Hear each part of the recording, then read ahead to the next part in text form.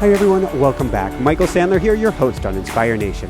Today it seems like mindfulness is all the rage. Mindful this, mindful that, even mindful running. Well, actually that's us. But if you've ever wondered what's to this mindfulness or why in the world you need something else that doesn't fit in your busy schedule, then do we have the show for you.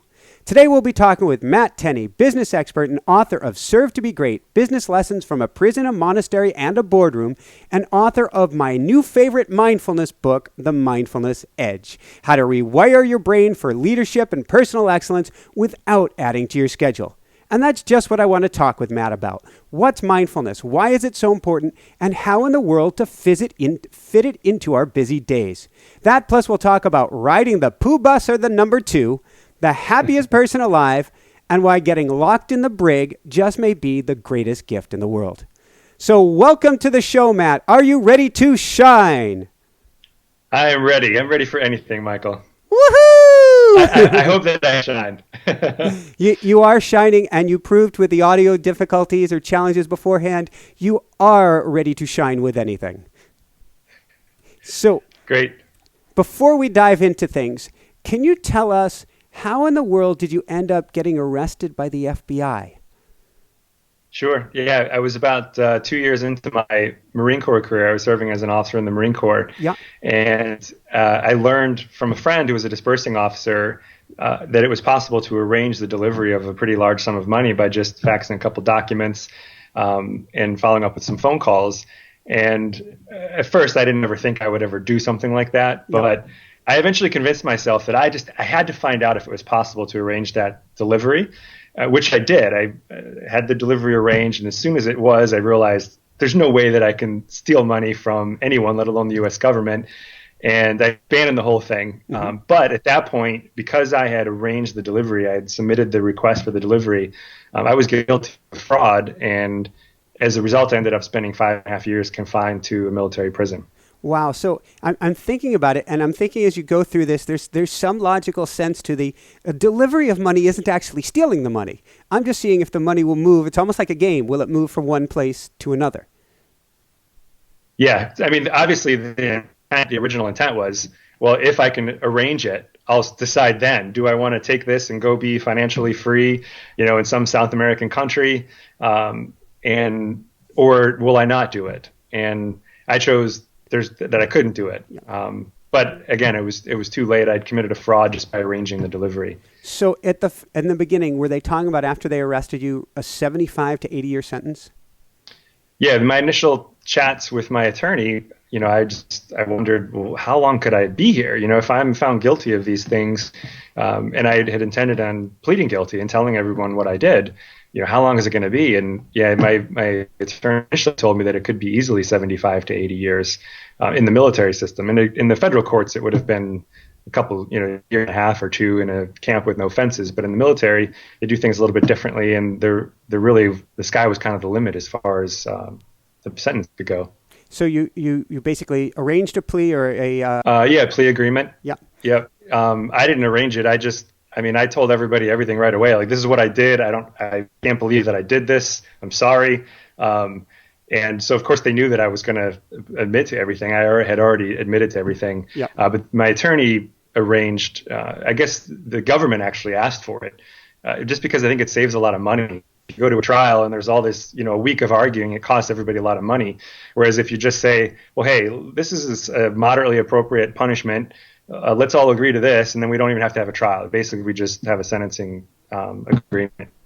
So that's what the government elected to do. I'm very thankful for you for that. Very thankful for all of us for that. So, but the first year, from what I understand, was anything but simple. You got Camp Pendleton kind of solitary confinement? Yeah, so because I was an officer, at that time, the brig regulations stated that I couldn't be in the general population. And also, I think at the beginning, they considered me a flight risk because I had plans to go to South America. Mm-hmm. So I was in what was called special quarters in a 6x9 cell, about the size of a closet. And for the first 5.5 months, I spent about 22 hours per day alone in that cell. What was that like? I can't even imagine. Well, that was hands down the worst experience of my life. without any question. I mean, I went through every negative emotion at every range that you could think of. I had suicidal thoughts for a while. I never tried to hurt myself, but there was weeks where I went to bed just praying that I wouldn't wake up, that I could just go to sleep and not wake up. When did that and how did that start to switch? Well, about maybe 2 to 3 months into my time in that pretrial confinement, where I was in essentially solitary confinement, I eventually learned that I wasn't going to be there 75 or 80 years. It was going to be more like 5 or 6. And you're probably going, woohoo, relatively speaking. Relatively speaking, yeah. I mean, this was 15 years ago, so I was 24 at that time. So 6 years is a quarter of my life. But there was at least some type of light at the end of the tunnel. There was hope. Mm-hmm. And once I started to have hope, I just started to think, well, what opportunities are there in this place? I mean, I've got all day, every day to just sit and think. I mean, really, they wouldn't even let us lay down. So, I mean, I had to just sit upright all day, read books, think. There had to have been opportunities there. And so eventually I started asking some of the deeper questions. And one of those questions was, what is happiness? Is it possible to be happy in a place like this with nothing, with no possessions, no fun, no girlfriend or significant other of some type? Is that possible? Mm-hmm. And something told me that it was. I really didn't know anything about monastic training at that point, other than I had heard, brief things. But I just thought about that, and I thought, don't monks choose to live a life like this on purpose? Don't they give up all their possessions and a chance of having a significant other, life relationship, loving relationship? Don't they give all that up on purpose because they're told that it's actually easier to train your mind to be happy if they do that? And so I had the sneaking suspicion that it was possible. Was it a book, something someone told you? Was it, how did the idea come to you that I can flip the switch and turn this into a positive? Well, it wasn't exactly as easy as flipping a switch. I wish it would have been, but it was something that was very gradual, actually. So I as I understood it, kind of the core practice that a lot of the monks that train for happiness utilize is the practice of mindfulness. Mm-hmm. And so I asked my mother to send me some books on mindfulness, and she sent me 4 very good books. 2 of them were from Thich Nhat Hanh, Pieces Every Step, The Miracle of Mindfulness. Yep. And those 2 books it made so much sense. The basic idea was, if you're not comparing this moment to what you've done in the past or what you're going to do in the future, what's wrong with the present moment? Like let's take commuting to work, for instance, right? If you're sitting in traffic and you're late and you're making this whole mess in your mind because you know you're going to be late, you're going to be behind on work, maybe a supervisor or a peer is not going to be happy with you, you can create a whole mess out of that. But if you're not comparing that moment, like, how is that actually different than sitting in a car just relaxing? It's not, until the mind jumps in, right? Mm-hmm. If it's just sitting in the car, just holding the steering wheel, what's wrong with that moment? The problems don't start until the mind kicks in and says, oh yeah, but I got to move faster because I'm going to be late, and then my boss is going to be angry, and I'm going to get behind on my work. And, that's when the problems start, right? It all starts with the comparing mind. And so that's what helped me, as not much as a cognitive process, but just by letting go of those comparative thoughts and continuing to pay attention to what I was doing in the present moment. It was almost as though the prison walls just kind of disappeared. There wasn't really a prison anymore, other than the one that when I reminded myself that I was in one, and that was just created by the mind. That makes sense. You're going, well, I've got food, might not be the greatest food. I've got a roof over my head, might not be the roof I choose, but it's a roof. In this moment, life is good. Yeah, well, I mean, just take washing my hands in the sink, for instance. Okay. If I'm washing my hands in the sink, and that's all that I'm doing, I'm not looking around, reminding myself that I'm in prison, thinking about everything except washing hands. But if I'm just there washing my hands, how is that different than washing my hands at a 5-star resort in the Bahamas? It's a sink, and I'm washing my hands. It's no different. Right? So the problems don't come in until I start telling myself, like, oh, this sucks because there's a prison around me, and there's guards, and there's people who want to shank me, and there is no beach outside, and that's when the problems start. So I'm not saying that we eliminate thinking or get rid of thinking, but if we just don't allow ourselves to be caught up in that comparative thinking, then there's a tremendous amount of freedom there. So what kind of practices in that first year, before you got out into more of a general population, what kind of practices did you start to put into place? Well, I didn't really start this until about a year in. Okay. So at that point, I was in the general population. I had actually transferred to the Naval Brig in Miramar, California. They just put me in the general population right away. And so I started off with what everybody does, with trying to sit still. But there's something really resonated with me about just also, instead of having sitting still be the focus, bringing that awareness, that shift from being my thinking to being aware of thinking and being aware of what else is coming in through my senses, making that the effort through my daily activities. And within about 3 months of starting the practice, I was doing that. I was making the effort to just recognize when thinking was there, let it go, and really make an effort to be open to what I was doing right then and there during just about every activity that I was engaged in throughout the day, almost every waking moment. And after about, oh, you have an airplane flying by. Maybe there's a sign saying, smile, be mindful. So after about, I don't know, maybe 6 months 3 to 6 months, somewhere in there of engaging the practice. I don't remember the exact time, but I just remember kind of realizing, oh my gosh, I'm actually happier here than I've ever been in my life. Wow. And with nothing.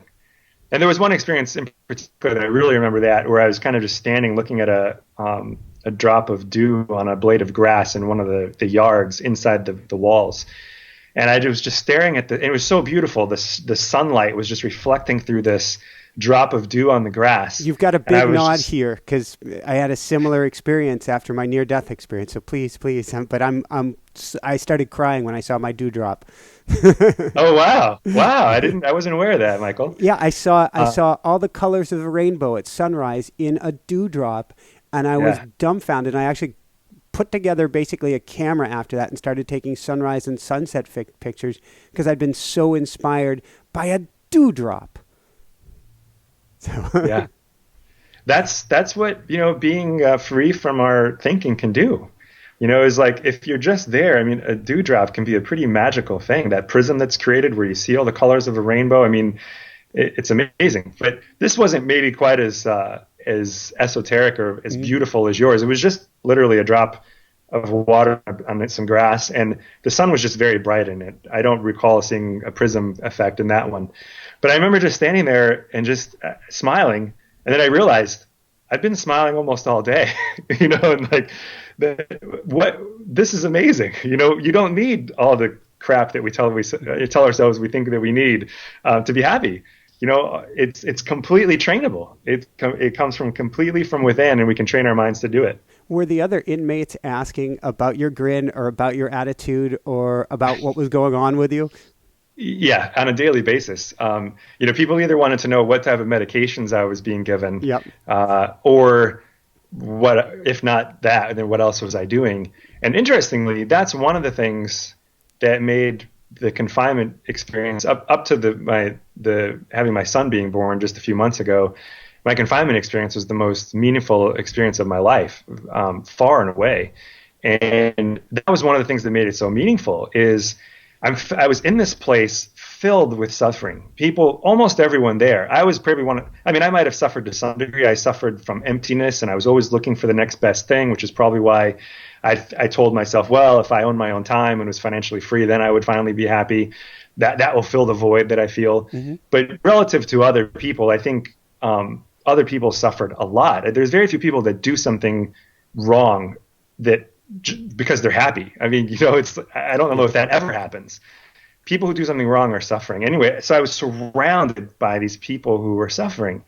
And on a daily basis, people were asking me, what are you doing?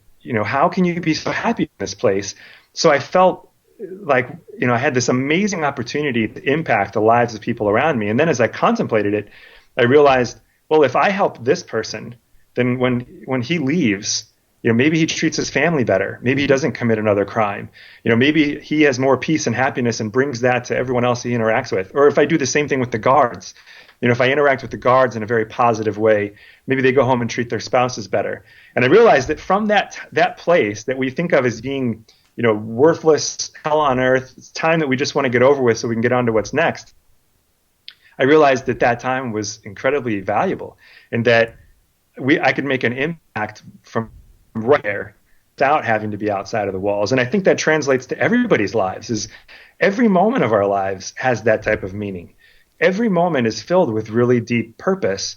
And when we start to wake up to that, what I found is that it makes it very easy to wake up in the morning, and it makes it very easy to have a life that we're excited to live every day. I love it. You have a section toward the end of your book on how you can save the world on your way to the bathroom. Yeah. I think that kind of summarizes it. Wherever you are, you can make a big, big difference.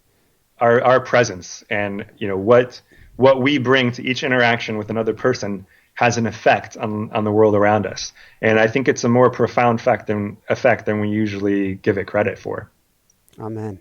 So going from there, is it in prison you took kind of a bodhisattva vow, a vow that you wanted to help others? Yeah, exactly. Yeah. So this is about maybe 3 years in. I was realizing, this happiness and everything that I had been learning. I had been learned essentially from monks, like recorded talks or books that they had written. Most monks don't write books; some do. So a lot of the books that were from monks were just recorded talks. But everything that they were teaching me had been working, and so I wanted to go all the way with the practice. And I said, well, I'm going to transform the prison into a monastery. And I lived and trained exactly as monks live and train for the last, 2.5, 3 years that I was there. What does that mean? And part of it is, I know a lot of people think of monastics and they think those are those lazy people, right? That like sit around just contemplating their navel all day. And I used to think the same thing. But I realized that the monastic ideal is I think it's a very noble one, because essentially what we're doing is we're giving up all of our own personal desires, all of our own short-term self-interest for the benefit of other people. So we're devoting ourselves 100% to training ourselves to be happy so that we can help others to do the same thing, help others to be free from their suffering. And we're also training to become the most kind and compassionate human being that we can possibly become, because that brings great benefit to others as well. And yeah, so that was kind of what sealed the deal. And that's really what kind of made the shift for me, where I realized that a life that is just 100% devoted to making benefit for others, serving others, that's a life that's really worth living. And so that's kind of been my focus ever since, which is, I went on to co-found and lead a couple small nonprofit organizations, and the work that I do now with leadership development with different organizations and speaking at conferences. We're essentially a nonprofit. I mean, we donate all of our profits to charity, and we're much more about making an impact. What can we do to make our world a better place, through a ripple effect of working with leaders who have a lot of influence, helping them to be happier, more kind and compassionate. We see that has a ripple effect throughout the organization, which then benefits a large segment of society. Awesome. And that all started with that, with really, like what you say, the bodhisattva vow of really saying, like, the life most worth living is, what can I do to help others be free from their suffering and to be more happy and to be more successful. So that sounds like a perfect segue to go into a little bit about what is mindfulness, and then a few exercises that people can start to do today. First question I've got to ask, because this sounds like what you were gifted to have when you started down this path, is, what is a beginner's mind? Well, I think that's really the essence of the practice, and I imagine you probably caught that from the book.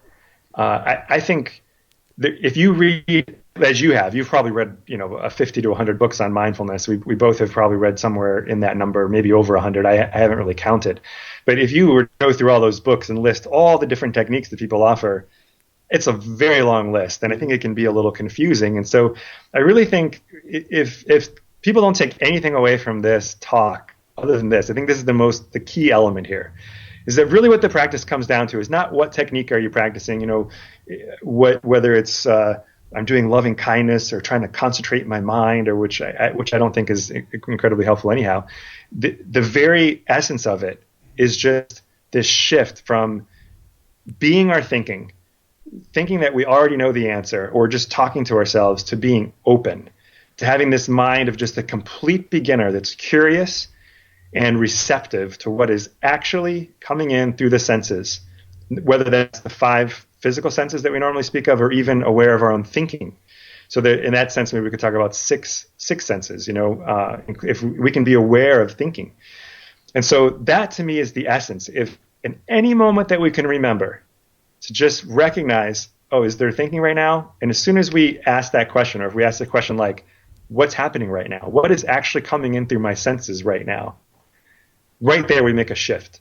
And that shift is this open receptivity to what is actually happening. Not what we think is happening, not what we want to be happening, not some memory of what happened yesterday, what is actually happening. My wife has... it's the shift that changes everything. My wife has sticky notes around the house. It came from an idea she got from reading a book from Paul Selig, a channeled book called Mastery, Book of Mastery. And the notes say, I am here, I am here, I am here. Or you are here, you are here, you are here. To just remind you, be in that blissful present moment. There's nowhere else to be. Wherever you're at for that particular moment, there's nowhere else to be but right here.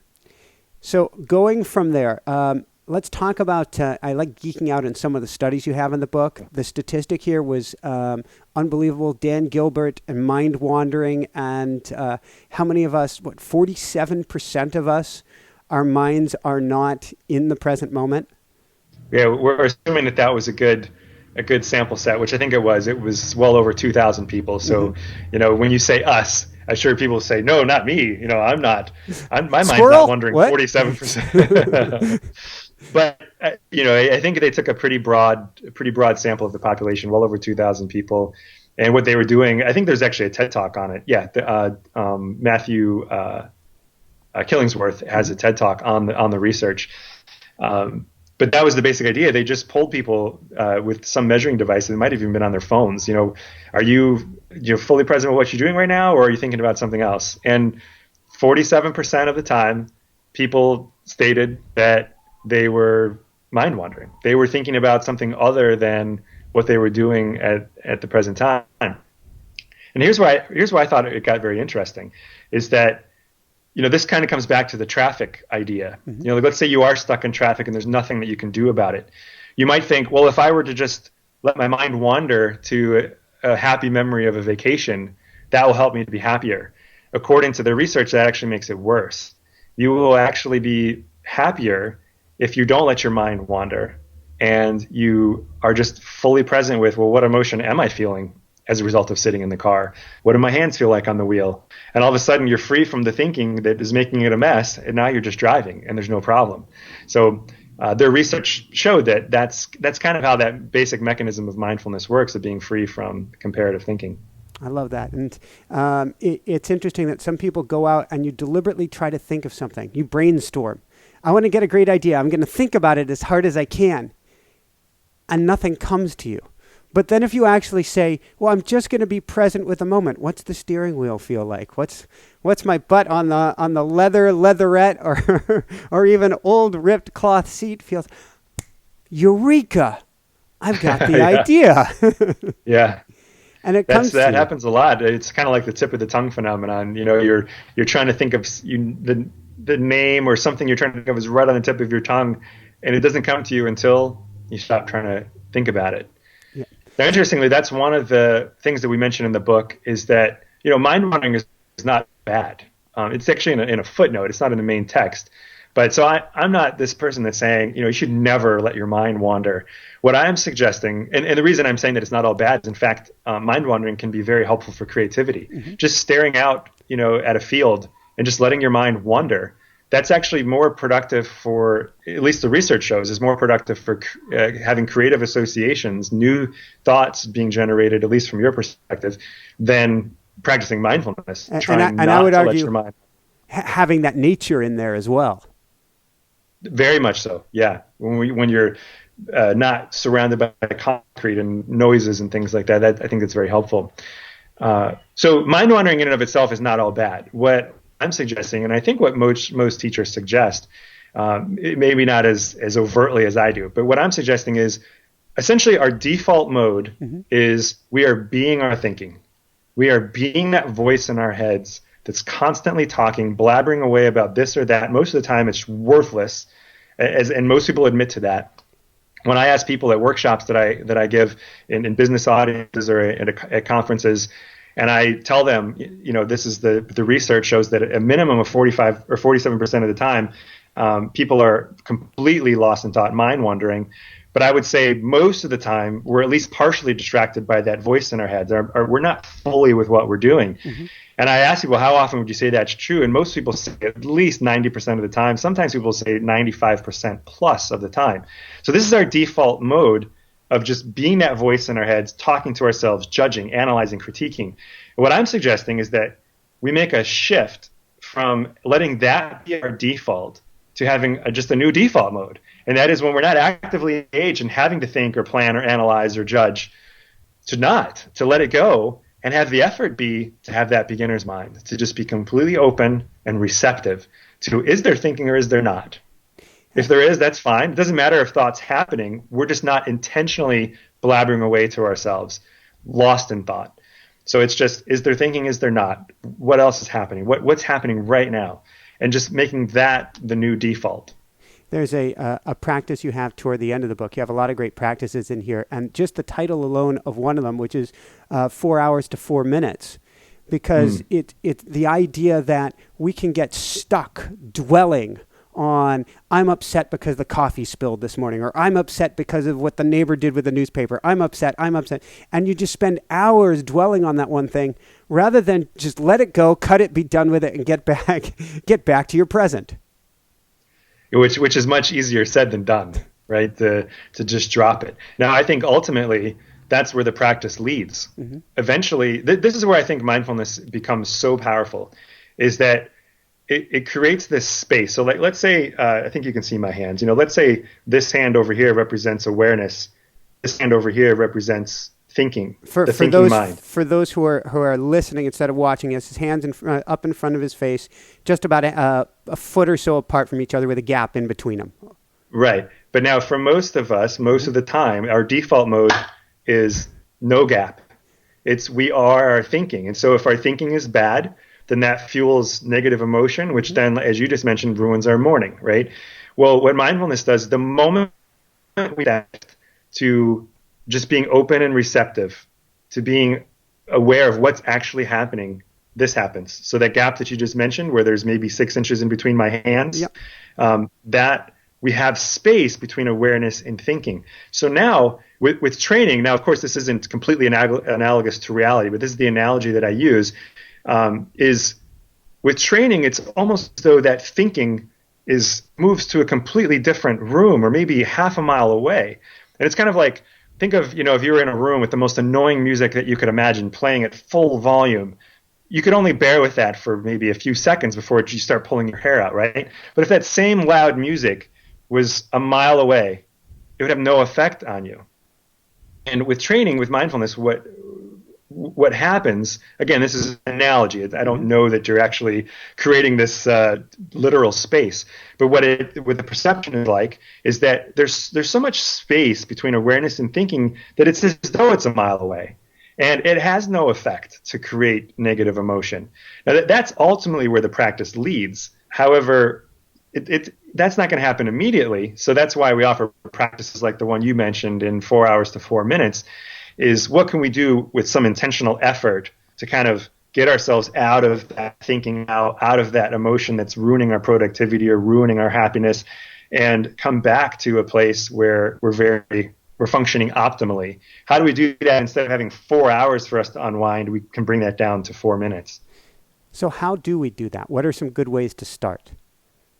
Well, I mentioned a simple process that we use an acronym called SKILL. Yes. So it stands for stop, control the breathing and name the emotion, investigate, and then look deeply. So stop is just if you're interacting with somebody and they've made you angry, it's usually a good idea to just stop that interaction and ask if you can be excused, if that's possible. Because the more that we interact with something that's frustrated us, usually the more it fuels the thinking that is leading to the emotion. Mm-hmm. But the second part is, now, I know this is overutilized. People are always talking about using the breath to regulate emotion, but there's quite a bit of science showing that when you control an automatic function of the body, like the breath, when you take conscious control of it, you actually switch nervous systems. So you start, instead of being caught in the stress part of the nervous system, which is the sympathetic nervous system, you start to shift back to more of the parasympathetic, which is the relaxed state nervous system. And we know that this happens. There's an abundance of research showing this. But there's also research from UCLA. I think it's Matthew Lieberman. I hope I remember his name correctly. There's so much research in the book. I don't remember all of it perfectly, but I think it was Matthew Lieberman from UCLA. And I think this has actually been replicated, where they show that if you do what's called affect labeling, where you name what emotion is present, that kind of creates that mindfulness. So it kind of creates that space a little bit between you and the emotion and some of the thinking around it.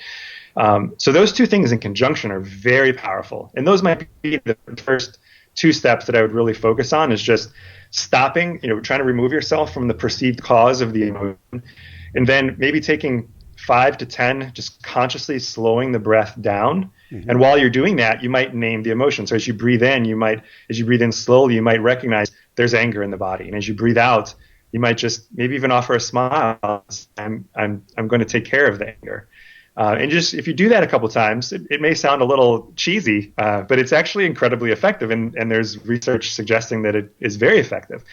And then the third part is this is where it's kind of bringing that beginner's mind into it. Mm-hmm. And the pun is quite intended here, but I like to say, investigate anger like you're a mad scientist, and just be really curious. What is anger actually like in the body? Where do I feel it? Is there tension in the face? Is there tension in the shoulders? Are my palms sweaty? Are there butterflies in the stomach? And just notice, where is it actually happening? And when you do that, you're actually creating more and more space.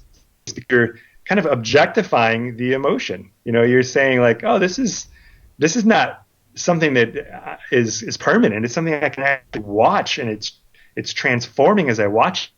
I like to say surf the wave, because you can see exactly that you're in a wave of emotion, and you can either fight it and get just trounced by it, or just take the ride. Yeah, exactly. I think there's a similar analogy in this book, like kayaking the rapids. Perfect. It's you're going down the rapids, and I think sometimes it feels as though the kayak is upside down, and we can't breathe, we're caught in this emotion, and then all of a sudden when you do this practice, it's like, well, now you're upright, you can see what's going on, and you feel like you have some control, and then you can actually enjoy it. Like, I imagine you've been practicing for 20 years, Michael, you could probably relate to this, that now, you and I, I'm sure we both get angry. These emotions still arise, but now it's not really a problem. It's like you see frustration arise, and almost immediately you just kind of laugh and say, well, there it is. And, oh, look, now it's gone, a few seconds later. And it doesn't become something that we either try to repress and pretend is not happening, or fuel. I think this is where many people really get stuck, is they are saying, you keep thinking about the person that made you angry, and we keep dwelling on it. I'm going to do this, and I'm going to get back, and this is and that just, it never, it's a mess, right? So now it's, instead of one of those two extremes of repressing or fueling, it's more of just like, oh, look, there it is. Yep. Let's turn towards it. Let's look at the anger itself. And that itself very quickly it's gone. That is huge, because, well, you have and this kind of, we haven't gone to look deeply, so I don't want to take us really off track with this, but you talk about, there's a study, I couldn't believe this one. People would choose to shock themselves. One guy, even 190 shocks to prevent Something having like to that. be alone for 15 minutes with themselves.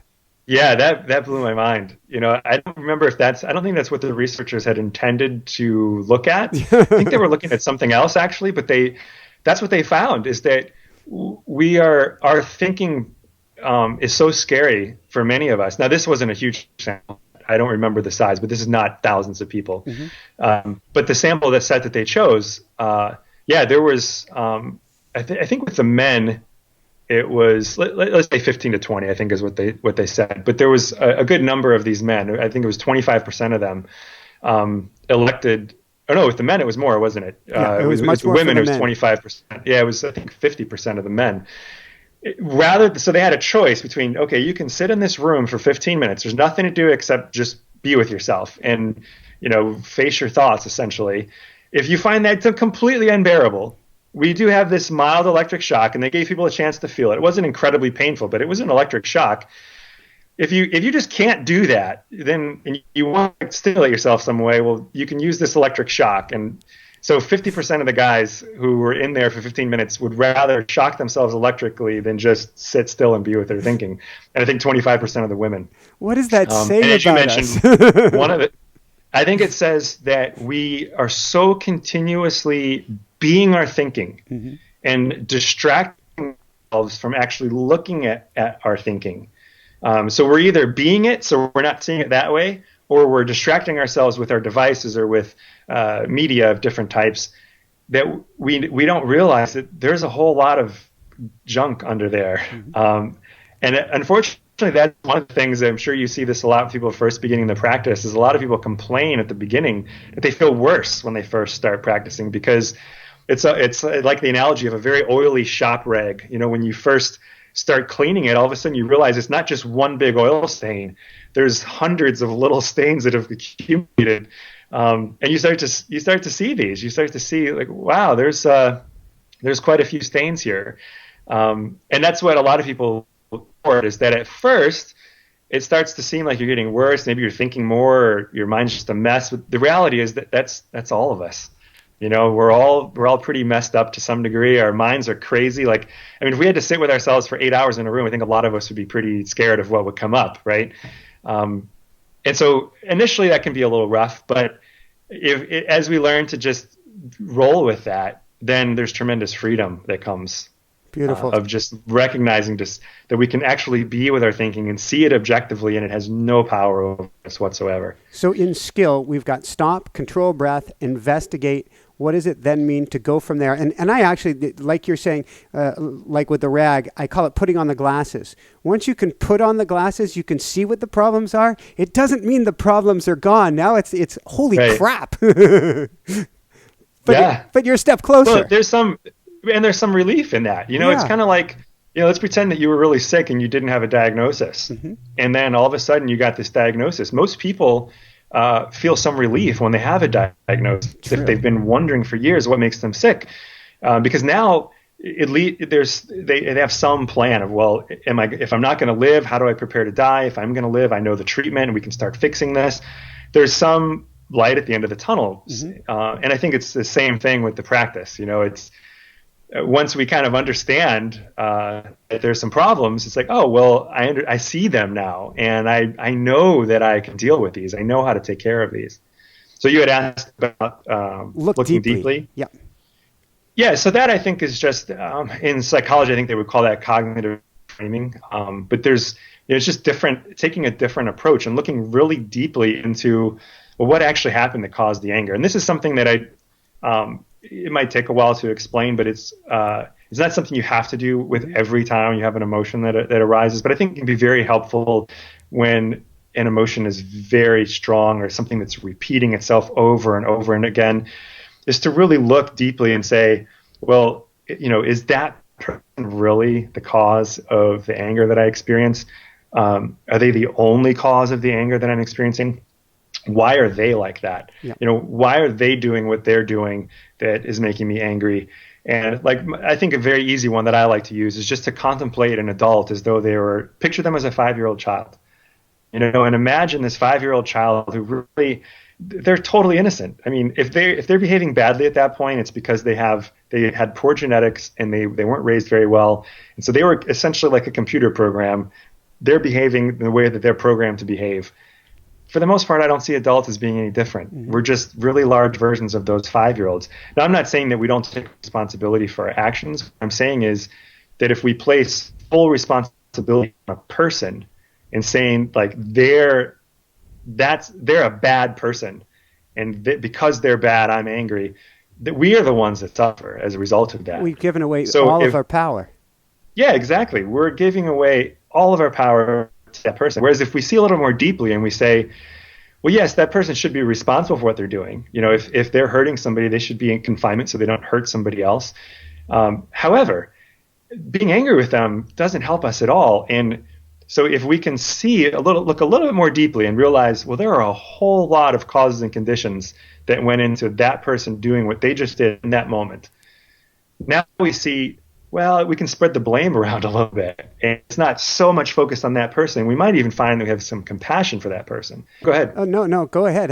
When you talk about 5-year-old, I love that practice because you're immediately going from a blame, guard, and protect myself to an open heart, almost how can I help, even in a situation where they've ticked you off. If you can picture the 5-year-old, all of a sudden you're like, brakes on. Different. Well, yeah, I mean, it's like, I think that there was this, I don't remember if I put this in the book or not, I apologize. But there was a story that I remember reading, or somebody told it to me about a man who's on a train, and he's trying to read his newspaper, and these kids are just going nuts, and they bump into him, they bump into his newspaper. Finally, he just loses it. He looks to the man next to him, who he presumes is the father of these children. He says, "Can you get them to stop?" And the guy's kind of in a daze, and he looks up and he said, "I'm sorry, what did you say?" And he said, "Your kids are going nuts. They're driving me crazy. Can you get them to stop?" And he said, "I'm sorry. We just came from the hospital. My wife just died, and they're probably having some trouble dealing with that, as am I." Had the man known that before he reacted in that way, he probably wouldn't have reacted with anger, right? He would have reacted with compassion. Yeah. He would have said, "Wow, this family just lost the mother of the family. That must be the most difficult thing that they've ever gone through. I wonder if I can help in some way." Instead of, "Can you get these crazy kids to shut up?" It's a totally different response. Makes sense. So let's jump into a few quick fun ones, fun things here, then some wrap-up questions, and I'm excited to get into a meditation with you. What's a mini vacation? That to me is the practice. Woohoo! And specifically, it's probably what we'll do is, just as you notice in the title, I mentioned that you can practice mindfulness without adding anything to your schedule. Yeah. And so although I do think there's certainly some value in taking time to do this practice while sitting still, even that, I don't think we have to add anything to the schedule. If you're taking a break at work, for instance, you could just change the way that you do your break. You could even practice if you commute on a train. I've done this in New York City, not commuting there because I don't live there, but just visiting, just practicing with my eyes open, just sitting on a train. It can be a very, very powerful practice. So we don't necessarily have to add anything new to our schedule. We just change the way that we're doing things we already do. But the sitting still practice to me is absolutely like a mini vacation. If you think of what do we hope to get out of a vacation, we go to get away from it all so that we can refresh and come back revitalized. And I think many of us can relate to the fact that vacations usually don't achieve that. Sometimes they do. But I just had a friend who posted on Facebook, he was upset because it rained every single day on his vacation. So it wasn't as lovely as he thought it was going to be. So I would argue that a mini vacation with practicing mindfulness is better because you don't have to go anywhere. You don't have to buy plane tickets. And you don't have to do anything except just be open to what's actually coming in through your senses. And what I've noticed, and many people report this, is that after a certain time of practice, you feel about as refreshed as though you had just come back from a vacation. And of course, the better you get at the practice, and in some cases, the longer that you're sitting still, the more refreshed that you'll feel. You talk about, it's kind of alluded to in the title or subtitle of the book, and we were talking off air beforehand about, I joke and I call them toothbrush exercises when I coach and in our mindful running program. But you talk about a lot of different things we can do actually as mindfulness exercises in our day-to-day lives. So driving down the road, clearly one of them, brushing the teeth one. What's a common one or a common thing that we can interject mindfulness into to start this rewiring process? I would say anything that doesn't require us to be intentionally and actively planning and analyzing data and information. And I think even to some degree you can practice during that. It's a little bit more challenging. But at first, I encourage people to make a list of all of the simple, mundane activities that you're going to do anyhow. and just change the way that you do those things. Instead of allowing yourself to be your thinking, talking to yourself during those activities, make the effort to just be a beginner, to be open, to be receptive to what is actually happening. And the list is a long one. If you were to think of all the mundane things that you do every single day that you're going to do anyhow, brushing your teeth, washing your hands, hopefully for some of us, making our bed in the morning, getting dressed, tying our shoes. I actually think making the bed can be it's a gift. Making the bed, my wife and I love this now because not only are you present in making the bed, but then it changes the energy of your environment. So when you come back into the bedroom, you get this gift that you gave yourself hours ago. Yeah, there's just a little less clutter in the room, right? There's just a little bit more sense of things are where they're supposed to be in the room. There's probably something to that in the feng shui world. I don't know about that, but I would imagine there is something there. Yes, I mean, it can go on. Preparing coffee, drinking coffee, preparing your food, eating your food, washing the dishes, washing your hands, drinking water, using the toilet, walking to and from the toilet, walking anywhere that you walk. We walk thousands of steps every day, commuting to work, whether it's driving, walking, riding the train. There's a very long list. Standing in line at the grocery store. Instead of that being like, oh, I want to get home because I'm so tired, can you just stand and be open to that experience without comparing and judging and analyzing? And all of a sudden you realize, wow, it's a miracle to be alive. To be able to stand upright. There are millions of people that cannot stand. I have this miracle. I can stand upright and see things. Some people can't do either of those. And all of a sudden what was an annoyance is now we've touched the fact that it is a miracle to be alive and to be standing up and seeing things. Woohoo! Go life. If you start with a list of all of those mundane things, all of those things, there's this amazing paradigm shift that happens. Is those can go from things that we normally rush through to get over with and that annoy us because they're things that we want to get on to something more exciting, like watching a TV show or having a great meal or something like that. They now become things that we don't skip over to get on to what's next. We actually enjoy them. We wake up to the miracle of being alive in that moment. But at the same time, as is alluded to in the title of the book, neuroscience suggests that we are literally rewiring our brains in ways that help us to perform better, both personally in our personal lives and professionally, especially as leaders. So let's segue from there. I guess the one thing I would add to that is your food tastes better too when you're present with your food rather than on the phone, watching on the computer, a TV, or whatever. If you are simply with your food, it's like flavor crystals. Pow, pow, pow. If the food's good. Now, if the food sucks, oh no, you're much more aware that it sucks. However, you can be free from the aversion of the fact that the food sucks.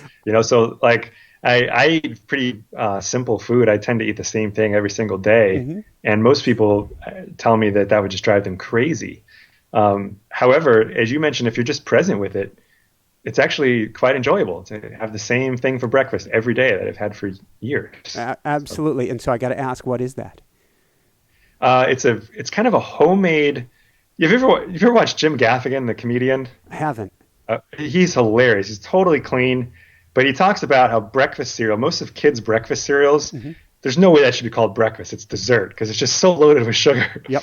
So it's kind of like a homemade breakfast cereal, but without all of the fake sugar. So I just take raw oats, some organic blueberries, organic bananas, some almond milk, some protein powder, and a little bit of peanut butter. Stir that all together, and it's about as sweet as a peanut butter and fruit jelly sandwich, essentially with milk. But it's all natural, and it's really full of protein and antioxidants, all that good stuff. So basically, I eat to make sure that my body gets what it needs to be healthy. And I don't seek out stuff just to eat it to enjoy it. Now, if somebody offers me something, I'll eat it. Like you offer me a steak dinner at your house, I'm going to have me a steak dinner. But for the most part, I just try to consume what I need to be healthy, to give my body what it needs. And I find that, my body feels pretty good for the most part, but also I don't waste a whole lot of mental energy planning meals and stuff. I love it. So before you were talking about science, studies, rewiring, Matteo Ricard, happiest man in the world. Yeah, that's actually a relatively old study now. But yeah, I don't know how to say it. It's French. Matthieu Ricard, something like that. He was a molecular biologist, I believe, from France, and ended up becoming a monk. And he was studied by neuroscientists at the University of Wisconsin, and they were measuring for this ability to do what's called tilt, where you're shifting activity from the right prefrontal cortex to the left prefrontal cortex. And not every neuroscientist agrees on this, but for the most part, people associate activity in the left prefrontal cortex with much more positive affect. And his ability to shift from right to left was, every time they measured him, he was multiple standard deviations outside of the bell curve, which caused the team to just label him by far. I mean, and they had, many people that they measured against him. They labeled him by far the happiest person that they'd ever measured, and the happiest man that science has ever measured. And of course, the media got a hold of that, and that was reported relatively extensively in the media for a while. Not the most rigorous science, I don't think, in the world, but it just sheds light on the fact of what we're doing with our brains when we do this practice, and what's possible in terms of changing how the brain functions, and even the physical structure of the brain, as many of the studies in the book show. And that's, there's not much time to go into much more of the book. I recommend for everybody to get the Mindfulness Edge, but it starts out almost from page number 1, talking about how we can literally change the shape of our brains by focusing on mindfulness, which is huge. I mean, it's weightlifting for the mind. Before we wrap up, a couple quick wrap-up questions, but I've got to ask, I don't know if this is on topic or not, but I alluded to it in the beginning. What in the world is the Poo Bus or the number 2 bus? Well, that was, I think it's chapter 2. That chapter is about, of course, it'd have to be number 2. It's fitting, right? That chapter is about how mindfulness improves our decision making. Mm-hmm. And the beginning of the book focuses more on in a leadership business context. And the second half of the book, as you notice, it gets very personal. So this is both professional improvement and personal improvement. But chapter 2 is specifically on how mindfulness improves our decision making, specifically our business decisions. But I like to open up ideas by sharing stories that illustrate a point. And the story is just about this bus in the UK that runs on nothing but human waste. A lot of it methane that's made from human poop. So it's just an example of what we can do when it's a creative way of not using a finite resource like petroleum, and creating some type of innovation that reduces that use. But that's the bus, and it's the opening day. I talk about the opening day of this bus, which it goes from Bristol to Bath in the UK, and the bus pulls up to the airport, and there's a guy to promote it. They had a toilet out where you're waiting for the bus. And there's this guy was sitting on the toilet reading a newspaper, waiting for this bus. And then, the bus pulls up, and you can it looks pretty normal. And then all of a sudden it pulls up, and there's this painting on the side, and everyone is sitting on toilets with their drawers down around their ankles. And it's either, they're reading a paper or listening to music, but everyone's sitting on the toilet. People kind of got the clue. There's something different about this bus. And it turns out that that's what's different, is it's basically running on what we're flushing down the toilet. Somebody definitely had to have a beginner's mind or an empty cup going into that to say, we're going to make a poo bus and we're going to paint it this way and call it that. Yeah, well, I think if you're going to get something to take off, why kind of hide what might be seen as a negative? Why not bring what might be seen as a negative right out into the forefront and make fun of it? And that's what they did, and apparently it's pretty popular. I love it. So before we wrap things up, I've got to ask a question we ask all of our guests at the end, which is, what personally brings you the greatest happiness, or what I call the woohoo factor? Well, the only reason I hesitate on that is because, to me, there's I tend to separate happiness and joy. Mm-hmm. So, and it depends. So I'm not sure what you're asking. So for me, happiness does not depend on any external circumstance. Joy may not be there. Mm-hmm. It's just complete and total satisfaction. Like, I don't need anything else for this moment to be any more perfect. And that is every moment for me, at least potentially. I'm not saying that I achieve that every moment, but any moment has the potential for that, even sitting in confinement. Now, if you're talking about what brings joy, that is compassion. Like there's nothing that makes me feel better than when I tap into the energy of compassion, whether that's for my 3.5-month-old son or for my wife or for a complete stranger. I mean, oftentimes I see somebody who I just sense is suffering, and it brings tears up, but it's not tears of sadness necessarily. It's more tears of just this opening of the heart and the desire to then help, which is what I think compassion is, the desire to take action to alleviate that suffering. That's what brings me the greatest joy. Beautiful, beautiful. So where can people go to find out more, to find your book?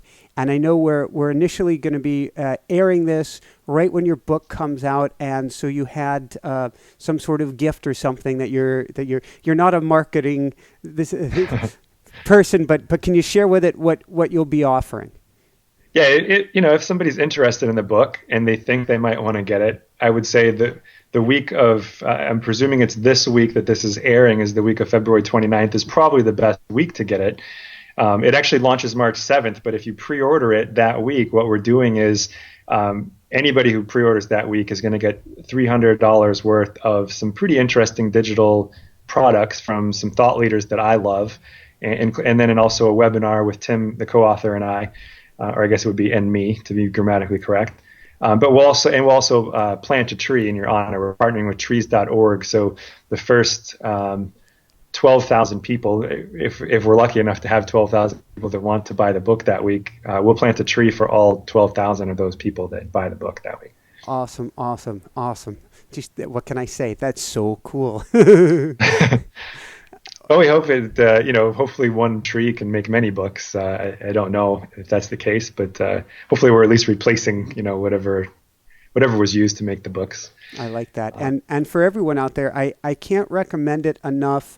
I know I mention a lot of books that I really, truly enjoy, but there are so many books on mindfulness out there, and most of them are... It's not so much that they're a Buddhist tenet or that they're this other religion or whatever they are. That's not a problem. That's beautiful. There's a richness to that. But a lot of them, you have to sift through a lot of the richness to get at the essence of it.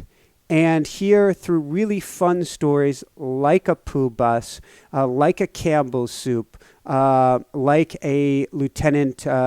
I'll never be able to announce his name right, Boudron, or... I don't know if I can say it either. There's some really cool stuff in this book, and it really gets at the heart of why you want to practice mindfulness, how to begin, and reminders, because it's all just reminders of how to bring this into your daily life. So with that said, any last words of wisdom you want to share with people? I don't know that I'm a very wise person. I think I may be able to help people a little bit with the practice, but I think I have a way to go with my wisdom. So maybe that in and of itself could be words of wisdom. I'm going to challenge you more. Any tips or tools? How's that? Oh, sure. All right. I think it's just coming back to. Really the essence, what we started with was this idea of beginner's mind. If you don't take anything else away, is if you can just remember any time that you can remember throughout the day, throughout your daily activities, to just start making that shift away from always just talking to yourself and thinking and allowing yourself to be pulled in to the point of distraction, pulled into your thinking, and just make that shift to a new default of just being open and curious about what is actually happening, what's actually coming in through your senses. Is there thinking? Is there not? Just keep coming back to that now, and then now, and then now. You get the idea. As often as you can remember to, that's the one thing that I want people to take away. Woohoo! So with that said, do you have a short practice or meditation you can share with people? Okay. Well, maybe we'll just do something that's a few minutes. If you just give people a little bit of a taste of the practice. If you're sitting still, that's fine. You can do this. I mean, if you're listening to this while you're brushing your teeth, in theory, you could do this just the same. I'm actually standing. I like to work at a standing desk. But I'm going to speak as though we're sitting. Okay. Perfect. And now you can leave your eyes open if you like. If you do, I would just recommend that you, if you are still, obviously you should, if you're moving, you definitely should have your eyes open. But if you're still and you want to leave your eyes open, just find some place to look so you're not looking all over the room. Just kind of fix your gaze. You don't need to stare at a particular object, but the idea is to just to not be looking all over the place. Just be kind of steady with your gaze. If you'd like to close your eyes, you're welcome to do that. I will probably close mine. I find that when my eyes are closed, I get a little bit more in touch with what's happening internally. And so again, the practice just starts with a simple question of what's happening right now. What do you notice as you're, again, I'm going to presume that we're sitting. So what do you notice as you're sitting there? What is it like to sit still in this moment? And so you might notice sounds. You might notice that there is a sound in the room. There's a sound outside of the room. I actually hear an airplane flying by where I am. Maybe you notice what your feet feel like on the floor, or what your sit bones feel like on the seat, or if your hands are on your lap or on the table, maybe you notice what your hands feel like. And maybe as you just become a little bit more aware of what it feels like to sit, you're just kind of aware of your body in general. You kind of feel the weight of the body sitting in the chair.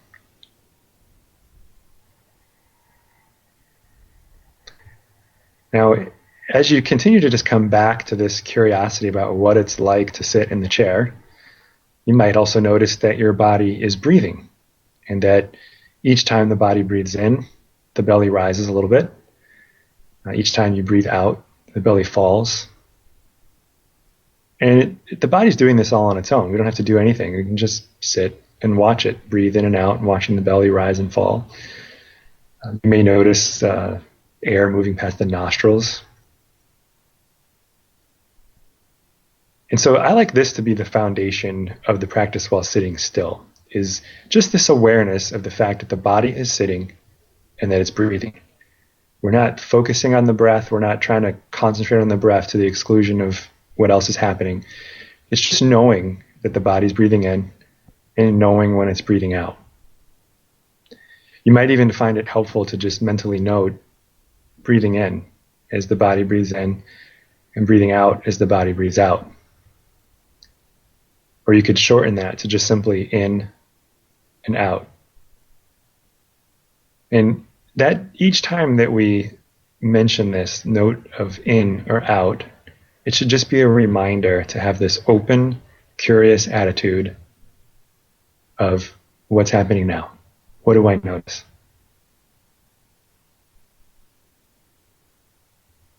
And if at any time you get distracted by your thinking and pulled into your thinking to the point where you're not aware of what else is happening, that's perfectly okay. You can just always start over with the very next breath. In, what's happening now? Out, what about now?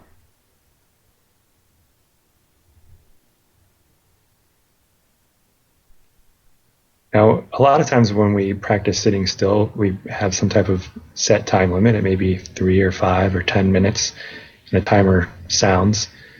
And I would like to encourage you to not worry so much about how much time has passed, and just have one simple goal. And that goal is to be aware of what's happening now, open and curious about it for the duration of one in-breath. And then to do that again for one out-breath. And to just keep starting over with each in-breath and out-breath with this open, curious attitude of just being receptive to what's happening now. What's it like to be sitting here breathing?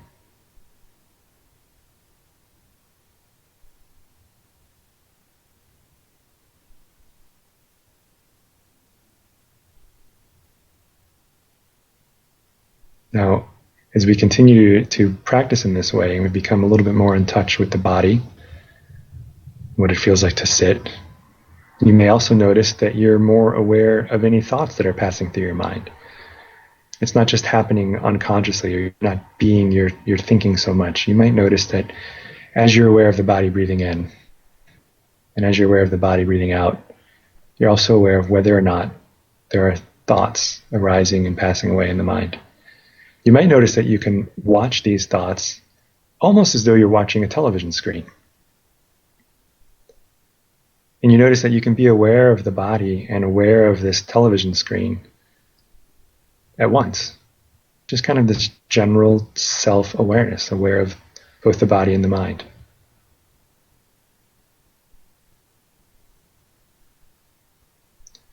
And so with this objective view of thinking, you might notice that thoughts don't distract you. A thought could arise, you recognize it, and it passes away. And it doesn't distract you. You're still aware of what it feels like to sit, what else is you're noticing, whether there's sounds or sensations. And if you're doing that, then that's all there is to do. That's mindfulness.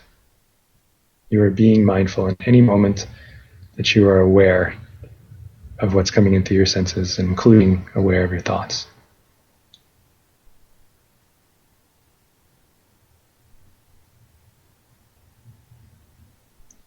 So now if your eyes were closed, you can feel free to open them and maybe just take a look around the room. Or if your eyes were open, then just unfix your gaze and maybe just notice something in the room, and see if you can maintain that same perspective of, as you're looking outward at the world, notice how you can also kind of look back at yourself.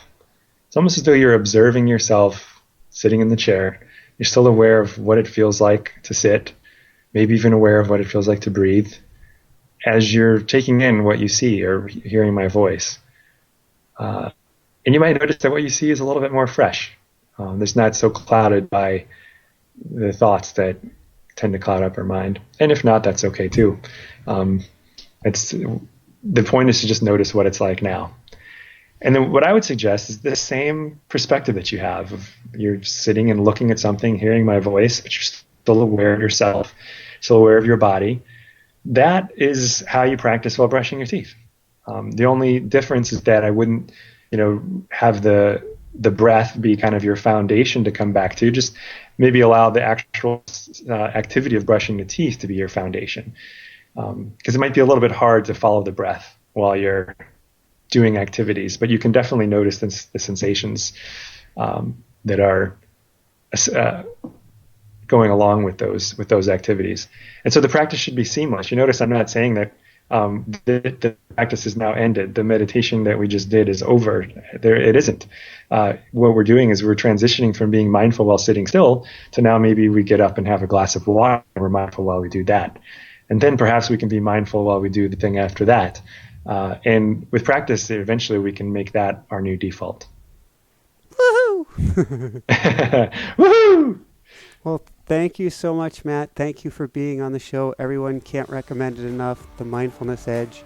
This is Michael Sandler. For everyone out there, this is Michael Sandler saying, be well, have fun, get the Mindfulness Edge and get your own Mindfulness Edge and shine bright. Woohoo! Thank you, Michael. Hi, everyone. Thanks so much for watching. If you enjoyed it, be sure to like below. Also, leave your comments. Have some real fun with it. Subscribe to our channel where you're going to get more great videos, more interviews coming up. And check out our website, inspirenationshow.com. That's where you'll find tips, blogs, information, videos you won't find anywhere else, and useful and helpful resources to really help you kickstart your life and to shine bright. Thanks so much again. Thank you for your support. Like, comment, subscribe. See the website. Thanks so much and have fun. Of course, shine bright. Woohoo!